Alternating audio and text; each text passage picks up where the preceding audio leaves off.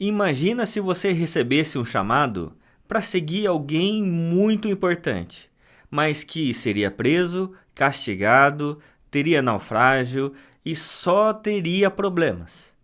Você faria isso? Meu nome é Fábio Ito e este é o Caminhos do Evangelho. Aqui nós vamos refletir sobre um homem de Deus extremamente importante, que é Timóteo. Timóteo era um jovem apaixonado por Jesus. Timóteo era um homem que se encontra ali com Paulo. E Paulo olha para Timóteo e fala assim: Paulo, você quer me seguir? Timóteo, você quer me seguir? Aliás, mas Timóteo sabe que Paulo enfrentaria prisões, que Paulo havia sido chamado para sofrer em nome de Cristo Jesus. E Timóteo, sem duvidar, ele segue Paulo porque ele sabe que ia fazer parte da missão de Deus. Quem era Timóteo? Timóteo ele foi criado com sua mãe Eunice, com sua avó Lóide.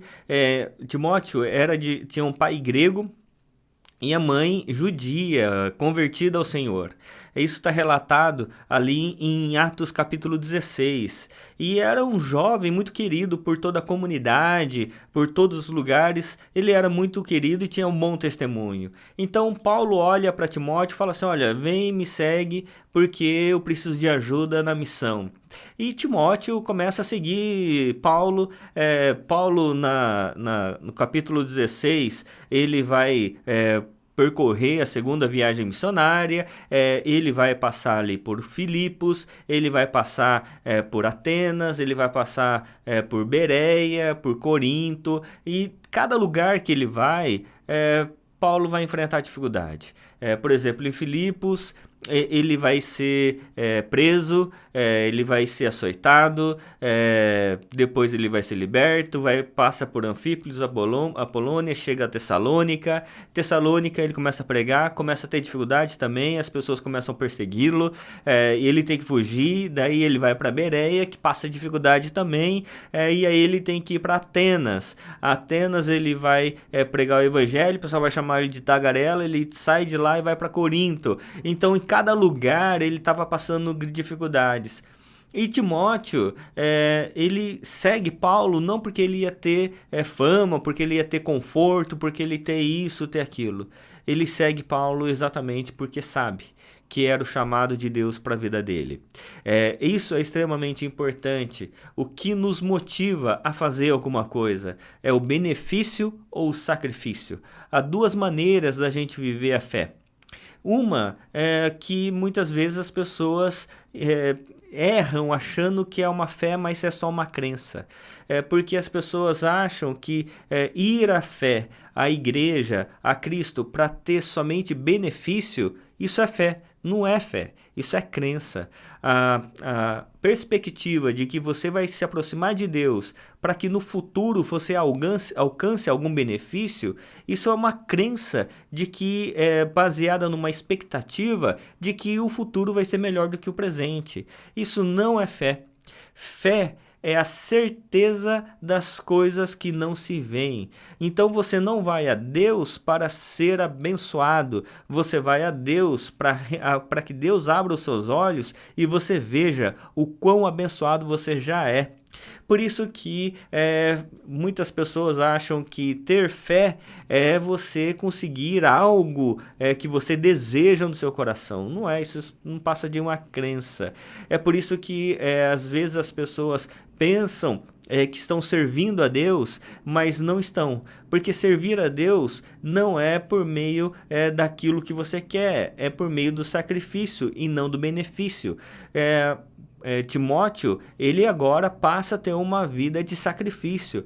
Exemplo de Paulo, que entendeu também, e uma hora que ele teve um encontro com Jesus, ele entendeu que agora a vida dele era de sacrifício, ele atende a missão. O próprio Jesus, não é? Ele não veio para ser servido, ele veio para servir. E agora Timóteo era aquela pessoa que estava servindo ao Senhor com toda a sua capacidade, suas competências e suas forças, aonde Deus quisesse que ele fosse, com quem ele quisesse que ele estivesse. Então, à medida que agora Deus instrui Timóteo a estar com Paulo, servir Paulo, para aprender com Paulo, Timóteo não fica reclamando. Você não vai ver nas cartas de Paulo a Timóteo uma reclamação de Timóteo.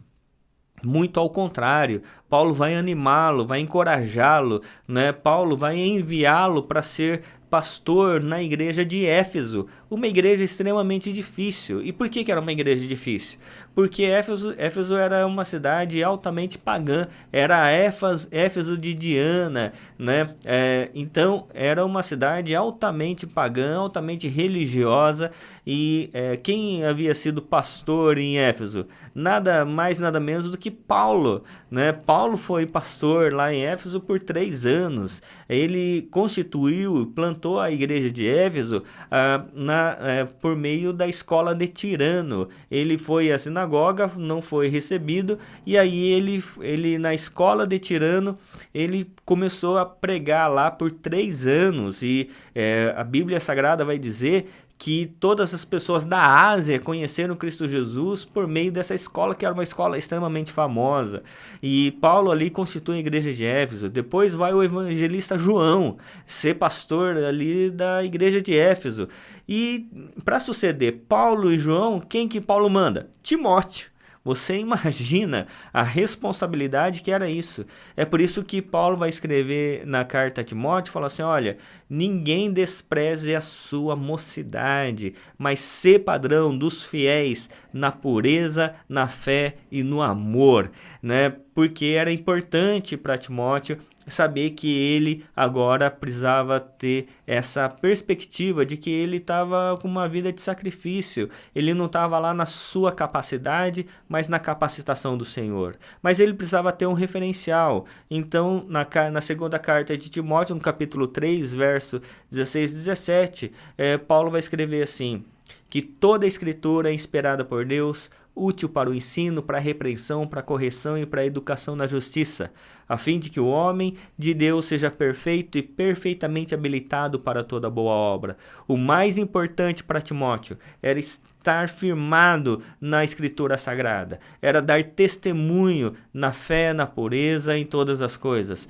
E ele não se pautar na sua juventude, não ter vergonha da sua juventude, não ficar intimidado por causa da sua juventude, mas tão somente crer no Senhor, saber que ele estava lá com uma missão e que ele estava servindo a Deus, mesmo que isso lhe custasse a própria vida. Então isso era extremamente importante, e que ele não se desviasse da Escritura Sagrada. Por isso que é muito encorajador a vida de Timóteo para nós, porque Timóteo vai ser um jovem querendo servir o Senhor e precisava ter essa consciência de criar raízes na palavra, testemunho para as pessoas e foco na missão. Por isso que a Escritura Sagrada sempre nos ensina, porque a exemplo de Paulo, Timóteo também não era uma das pessoas que estariam no topo da lista para assumir a igreja de Éfeso. Mas Deus, na sua infinita graça, sua infinita misericórdia, Deus vai trabalhando na história e trabalhando na história das pessoas para que todos nós possamos servir o Senhor para a sua glória e honra.